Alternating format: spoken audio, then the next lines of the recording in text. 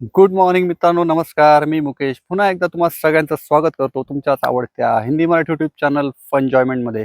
मित्रांनो, आपण लास्ट आता नुकतीच अष्टविनायकची सिरीज कंप्लीट केलेली आहे आणि त्यानंतर आता सुरू झालेला आहे पावसाळा आणि या पावसाळ्यामध्ये तुम्ही बघू शकता आपण एका सुंदर अशा ठिकाणी आलो आहोत आणि माझ्या मागे तुम्ही बघू शकता या सह्याद्रीच्या सुंदर अशा डोंगररांगा आहेत आणि पाऊस पडल्या कारणाने या ठिकाणी सर्वत्र अतिशय सुंदर अशी हिरवळ पसरलेली आहे आणि अधूनमधून पावसाच्या सरी देखील कोसळत आहेत. तुम्ही बघू शकता अतिशय सुंदर आणि निसर्गरम्य वातावरण आहे आणि डोक्यात आलं चला या सुंदर अशा वातावरणात आपण का नाही एक नवीन छान असा सुंदर व्हिडिओ बनवायचा. तर त्यासाठी या ठिकाणी आलो आणि आपण अतिशय सुंदर एक असा व्हिडिओ बनवणार आहे. तर मित्रांनो, मला तुमची एक विनंती आहे की व्हिडिओच्या शेवटपर्यंत नक्की बनून राहा. तुम्ही नक्कीच हा व्हिडिओ एन्जॉय कराल आणि तुम्हालाही या ठिकाणी आल्याशिवाय तुम्हाला राहुलं जाणार नाही. तर व्हिडिओच्या शेवटपर्यंत नक्की बनून राहा आणि तुम्ही जर आपल्या चॅनलवरती नवीन असाल तर आपल्या चॅनलला सबस्क्राईब करायला विसरू नका, जेणेकरून तुम्हाला अशाच नवीन नवीन ठिकाणांची आणि अशा नवीन व्हिडिओची माहिती मिळत राहील आणि तुम्ही देखील असे व्हिडिओ एन्जॉय करू शकाल. चला तर जास्त वेळ काही घेत नाही आणि आपल्या व्हिडिओला सुरुवात करूया. तर मित्रांनो, हे जे ठिकाण आहे ज्या ठिकाणी आपण जाणार आहोत ते पुण्याहून पानशेतकडे जाताना जो रस्ता आहे त्या रस्त्यात वेल्हे गावाचा एक फाटा लागतो आणि तिथून आतमध्ये टर्न घेतल्यानंतर तो जो रस्ता आहे तो वेल्हे गावातून थेट आपल्याला घेऊन जातो राजगड आणि तोरणा या किल्ल्यांकडे.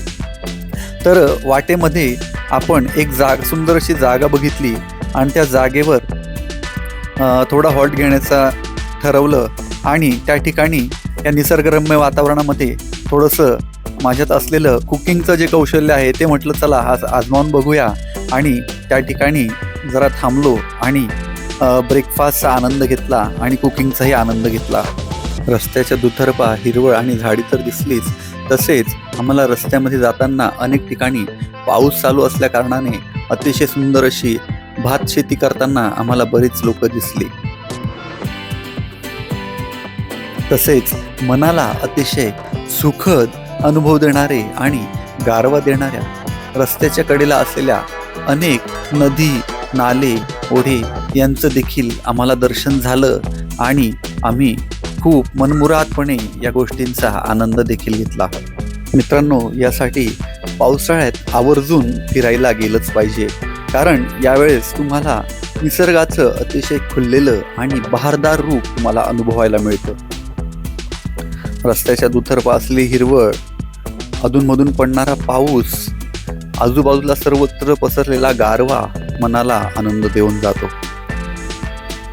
तसेच वाटेमध्ये आपल्याला सह्याद्रीच्या अशक्य आणि सुंदर अशा हिरवळीने नटलेल्या अतिशय बहारदार अशा मानाने उभ्या असलेल्या डोंगररांगा देखील आपल्याला बघायला मिळतात आणि त्या डोंगररांगा बघता क्षणी त्यांचं सौंदर्य आपल्याला वर्णन करण्यासाठी काही शब्दच उरत नाहीत, इतक्या त्या सुंदर डोंगररांगा आपल्याला बघायला मिळतात. असं वाटतं फक्त त्यांच्या सौंदर्याकडे बघत राहावं आणि ते सौंदर्य निहाळत राहावं. आपण तुम्हाला मी मगाशी बोललो त्या जागेवरती येऊन पोचलेलो आहे आणि या ठिकाणी आपला आता कुकिंगचा जो सेटअप आहे तो या निसर्गरम्य वातावरणात आता आपण तो कुकिंगचा सर्व सेटअप वगैरे आपण आता लावणार आहोत आणि त्यानंतर या ठिकाणी आपण ब्रेकफास्टला या ठिकाणी पोहे बनवणार आहोत आणि त्याच्यानंतर पोहे झाल्यानंतर आपण चहा देखील या ठिकाणी बनवणार आहोत. चला तर माझ्यासोबत तुम्ही देखील या व्हिडिओचा आनंद घ्या.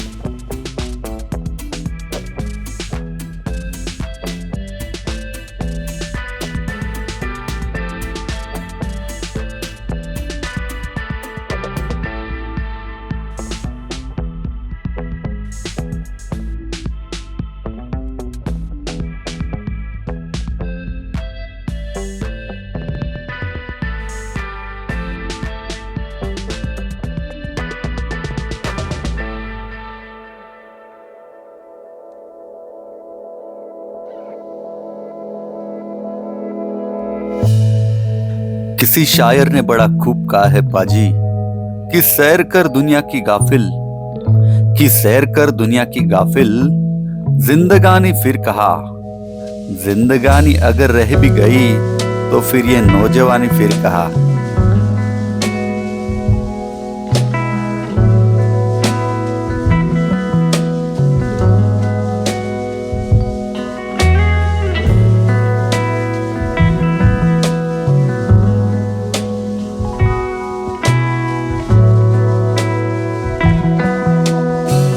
काटेंगे तो उम्र है, जिएंगे तो जिंदगी।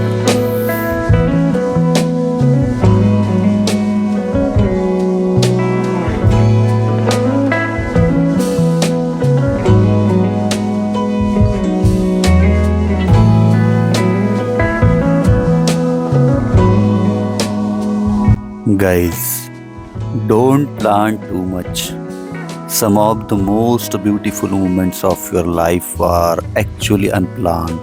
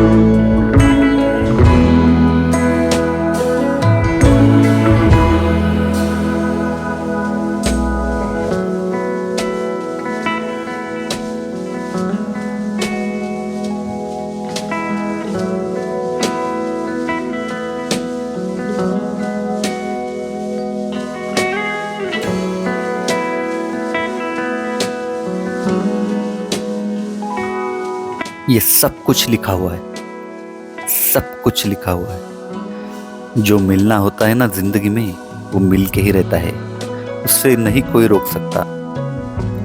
मेरी माँ हमेशा कहती है कि गलत ट्रेन भी कभी कभी सही जगह पहुंचा देती है। आज तेरे को लग रहा है तेरी जिंदगी खत्म, कल को फिर सब ठीक हो जाएगा।